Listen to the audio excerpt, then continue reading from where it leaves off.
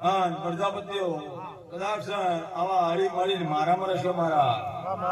મારામાં રહેશો કે કુદારો બિચારા બાપડા નહીં થવા દેવું મહેમાની માળા કીધું છોકરો ભાઈ બુવાજી આ પ્રજાપતિઓ તો કાલ મને પૂછતા થયા કે હા સભાવાળો અને મને જીનવાની લગણી વધારશે જીનવાના સેવકો જીનવાના મુત્યારો જીનવાની અઢારે આલમ